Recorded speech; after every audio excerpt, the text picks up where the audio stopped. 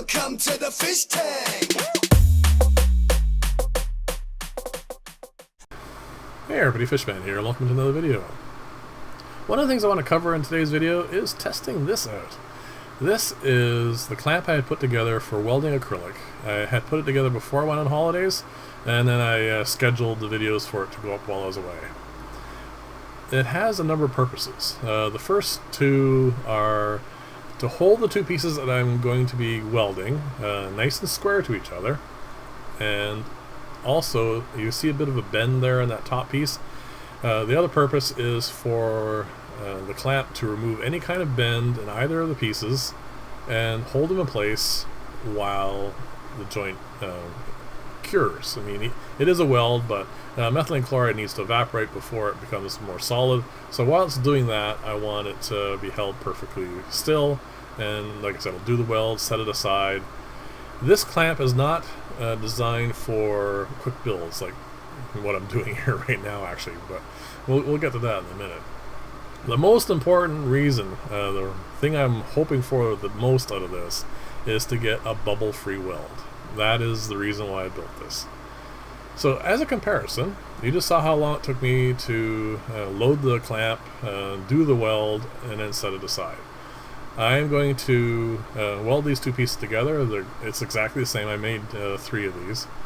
And as far as timing goes, it actually doesn't take any longer to load the clamp and then wait for it to cure and then unload it as it does to do the welding this way. I'm not taking any particular extra cautions with this. I probably should have, but these are going to be underground filters, and they really don't matter as far as aesthetics go. So I'm just doing a standard weld on this, and I'll end up with bubbles, but that's fine. It doesn't really matter.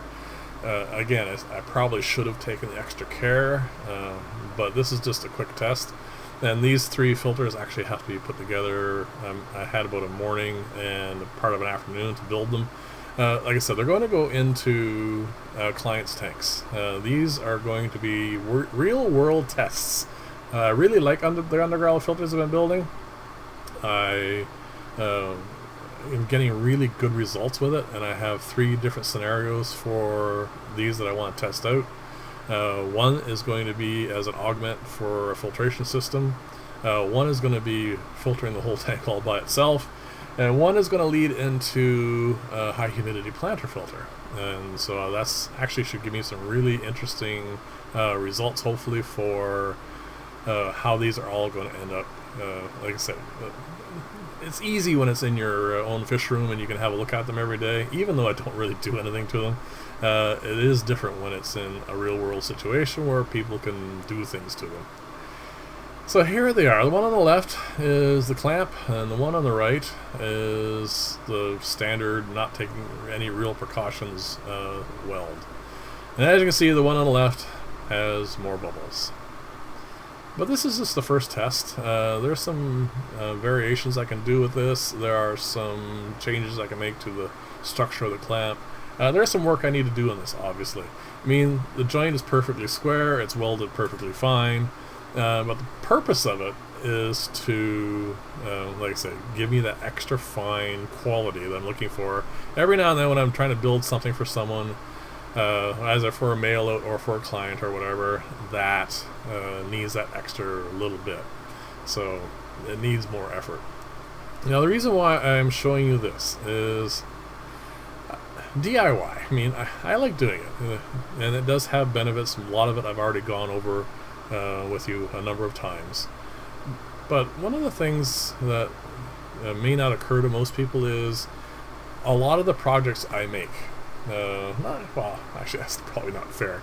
A number of the projects I make don't ever really end up being something that I like enough to continue using long term. That clamp I just put together may end up being one of those, but like I said, every now and then you hit on stuff that is really interesting.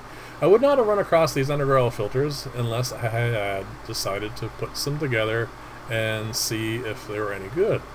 And as it turns out, they're amazing. And these hold down clamps, which is the reason I'm showing you this clip, There, another thing I put together, and I find it extremely useful because it holds. Right now, I'm drilling 3 sheets all at once, and I have to also put 3 lids together, and that's the reason why I decided to go this way instead of going to the drill and flip method I've used to make plates before. This takes probably about 15 to 20 minutes to set up, but as you can see, I can drill all of them in a really short order. And actually, in the long run, even the drill and flip method, even though I don't have to do any setup for it, it always takes longer than this.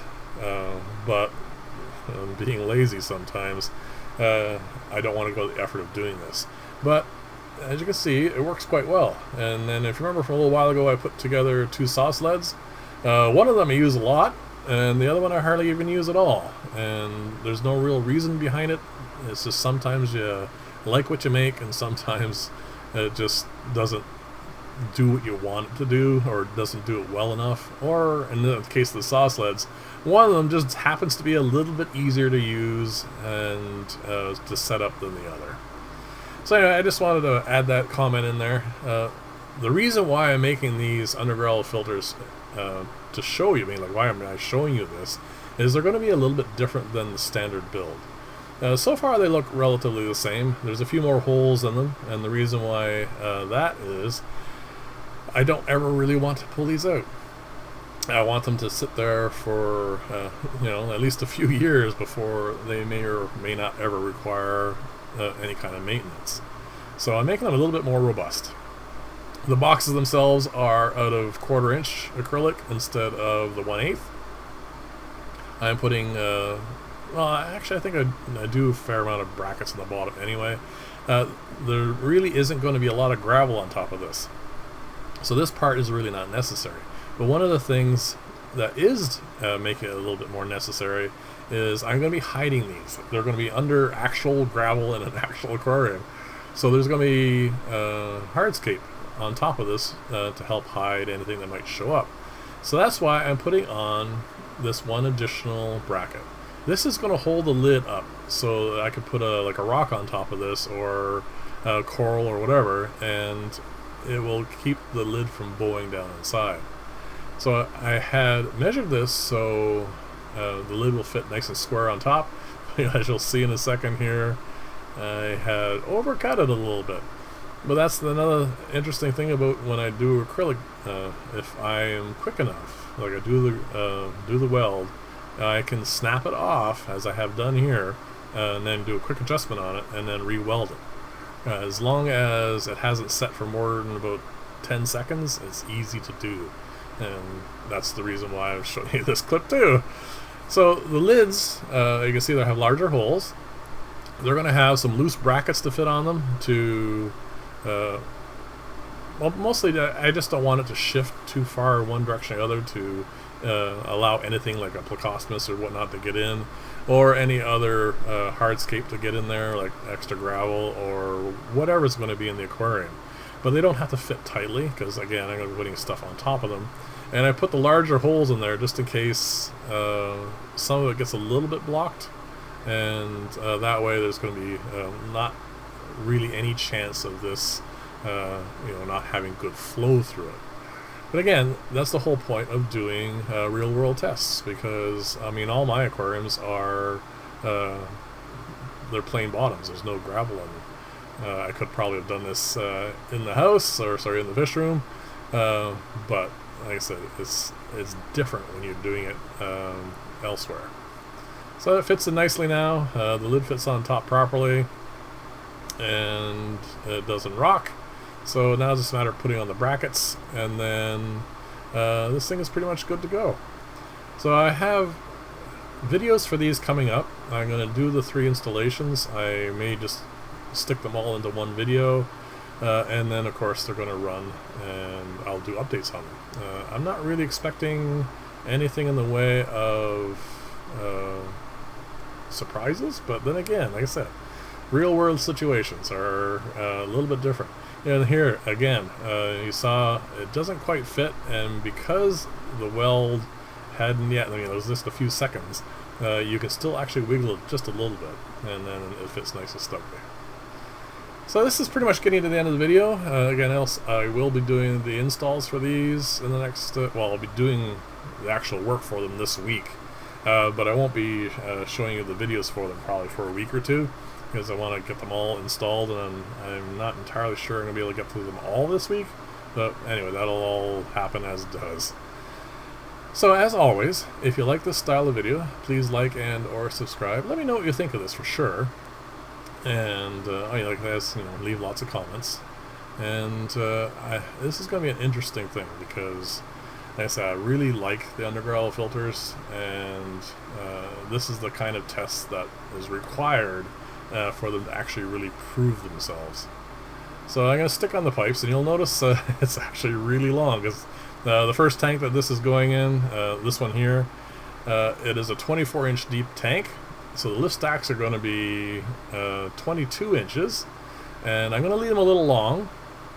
I'm not sure which of the tanks are going to get the high humidity planter filter or whatever that's going to go on top of this. So I want to make sure. I mean, I can take them obviously later and adjust things, but just, like I said, I just want to make it. Wanted to get to the surface of the water, maximum lift, and we'll see how this all goes. So there you go, it's all set, ready to install, and I will actually be using the gravel from the aquarium on this one, so it'll already have stuff in it. There you go, one done, two more to go. So thanks again for watching. I'll see you in the next video, and bye for now.